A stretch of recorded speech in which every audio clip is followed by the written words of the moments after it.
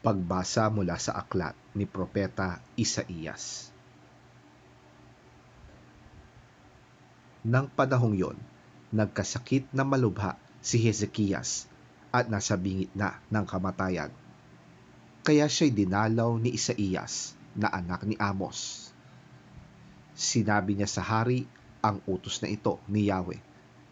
Ipatawag mo ang iyong sambahayan at gawin mo na ang iyong mga huling habilin, sapagkat hindi ka nagagaling, mamamatay ka na. Pagkarinig nito, humarap siya sa dingding at nanalangin. O Yahweh, alam mo kung paano ako namuhay sa iyong harapan. Naglingkod ako sa iyo ng tapat, at ang ginawa ko'y pawang nakalulugod sa iyong paningin. Pagkatapos, nanangis siya ng malakas.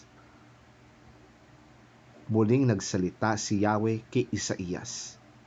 Ang sabi sa kanya, sabihin mo kay Hezekias ang sinasabi ni Yahweh, ang Diyos ng iyong ninunong si David. Nakita ko ang iyong pagluha at narinig ko ang iyong dalangin. Kaya dadagdagan ko pa ng 15 taon ang iyong buhay. Hindi lamang yon, ikaw at ang lungsod na ito'y hindi mapapahamak, sapagkat ipagtatanggol ko kayo laban sa hari ng Assyria.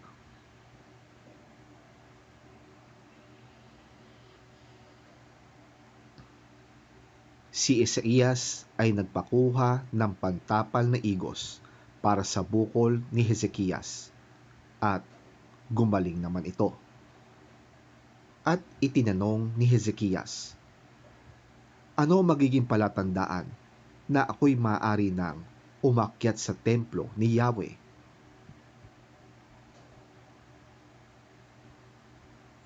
Ito ang palatandaang ibibigay sa iyo ni Yahweh para patunayang tutuparin niya ang kanyang pangako. Ang anino sa orasan sa palasyo ni Haring Ahas ay pababalikin niya ng 10 guhit. At gayon nga ang nangyari.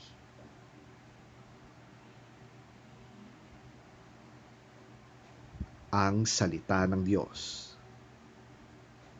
Salamat sa Diyos. Ang mabuting balita ng Panginoon ayon kay San Mateo. Papuri sa iyo, Panginoon. Isang araw ng pamamahinga, naparaan sina Jesus sa triguhan. Nagugutom ang kanyang mga alagad noon, kaya't sila'y kumuha ng mga butil ng trigo at kumain niyon. Nang makita ito ng mga Pariseyo, sinabi nila sa kanya, tingnan mo ang ginagawa ng iyong mga alagad.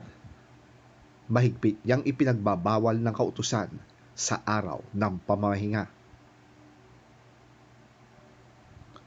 Sumagot si Jesus, hindi ba ninyo nabasa ang ginawa ni David nang magutom siya at ang kanyang mga kasama?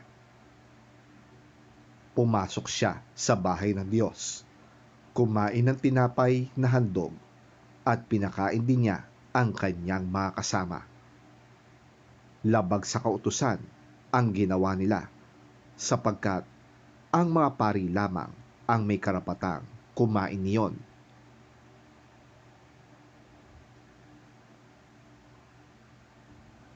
Hindi ba ninyo nababasa sa kautusan na tuwing araw ng pamamahinga, ang mga pari ay may ginagawa sa templo na bawal gawin sa araw na yon?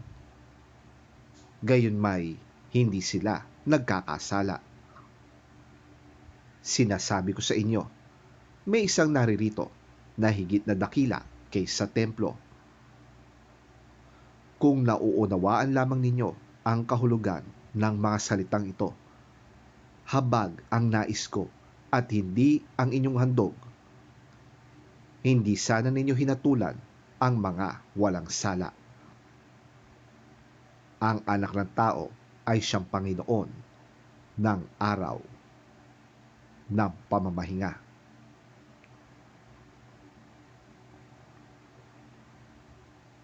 Ang mabuting balita ng ating Panginoon. Pinupuri ka namin, Panginoong Hesukristo.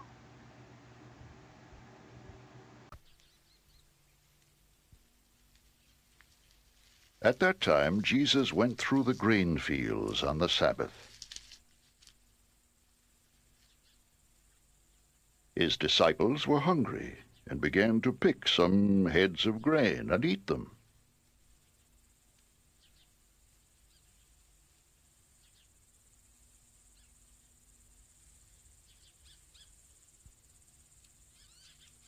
When the Pharisees saw this, they said to him, "Look, your disciples are doing what is unlawful on the Sabbath."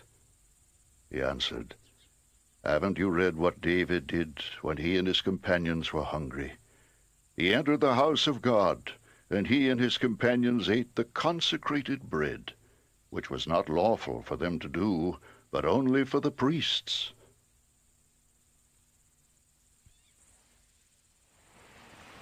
Or haven't you read in the law that on the Sabbath, the priests in the temple desecrate the day and yet are innocent? I tell you that one greater than the temple is here. If you had known what these words mean, "I desire mercy, not sacrifice," you would not have condemned the innocent.